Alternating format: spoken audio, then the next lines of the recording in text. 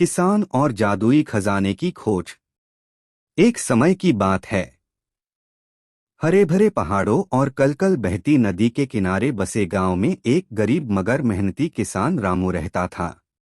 उसके पास थोड़ी सी जमीन थी, जिस पर वह दिन रात मेहनत करता।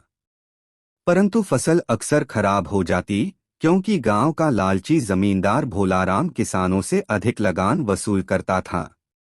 रामू की पत्नी गौरी और उनका नटखट बेटा मुन्ना हमेशा रामू को हौसला देते, लेकिन गरीबी से परिवार परेशान था।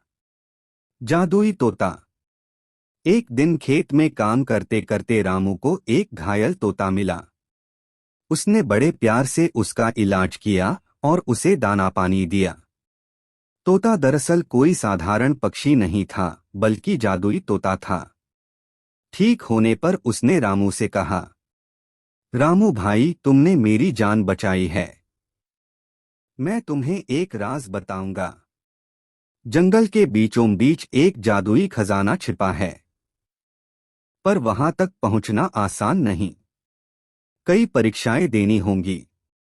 रामू ने सोचा, अगर यह खजाना मिल जाए तो मेरा परिवार और पूरा गांव खुशहाल हो जाएगा। सफर की शुरुआत। अगले दिन रामू, उसका बेटा मुन्ना और तोता तीनों सफर पर निकल पड़े। रास्ते में उन्हें तरह तरह की अजीबोगरीब चीजें दिखीं। बोलने वाला पेड़, गाने वाली नदियां और नाचने वाले जानवर। मुन्ना इन सबको देखकर खिलखिलाकर हंसता रहा। पहली परीक्षा। खजाने तक पहुंचने के लिए पहली परीक्षा थी सच की गुफा। गुफा के दरवाजे पर एक विशाल शेर बैठा था। उसने कहा, यहाँ केवल वही प्रवेश कर सकता है जो झूठ न बोले। रामू ने अपने जीवन की सारी सच्चाइयां बताई। उसने माना कि कभी कभी आलस करता है। उसने स्वीकारा कि वह हमेशा मजबूत नहीं रह पाता। पर उसने यह भी कहा कि वह ईमानदारी से जीता है। शेर मुस्कराया और रास्ता खोल दिया। लालच की नदी। दूसरी परीक्षा थी लालच की नदी। उसमें सोने चांदी की नावें तैर रही थीं। जो भी उनमें बैठता, नदी में डूब जाता। मुन्ना बोला, बाबा, चलो सोने की नाव में बैठते हैं। पर तोते ने चेतावनी दी, लालच मत करना। रामू ने बेटे को समझाया, बेटा, सच्ची दौलत मेहनत और प्यार है, न कि सोने की नाव।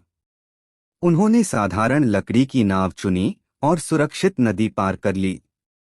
आखिरी परीक्षा। अब सामने थी इच्छाओं का महल। उसमें एक दानव बैठा था, जिसने कहा, तुम्हारी एक एक इच्छा पूरी होगी, पर सोच समझकर बोलना।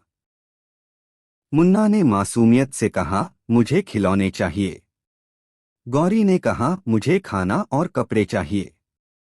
रामू ने कहा, मैं चाहता हूं कि मेरे गांव के सब लोग खुशहाल हों, कोई भूखा न सोए।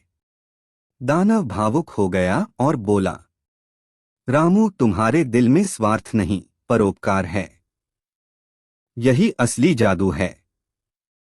खजाना। दानव ने रामू को खजाना दे दिया। लेकिन वह खजाना सोना चांदी नहीं था, बल्कि जादुई बीजों की थैली थी। इन बीजों से जो फसल उगाई जाती, वह कभी खराब नहीं होती। गांव भर के खेत सोने से चमक उठे। जमींदार भोलाराम की चालें नाकाम हो गईं। अब गांव के लोग खुशहाल हो गए। मुन्ना खिलौनों से खेलता, गौरी के चेहरे पर मुस्कान रहती और रामू की मेहनत रंग लाई। जादुई तोता अंत में बोला, याद रखना, सबसे बड़ा खजाना ईमानदारी, मेहनत और निस्वार्थ भाव है।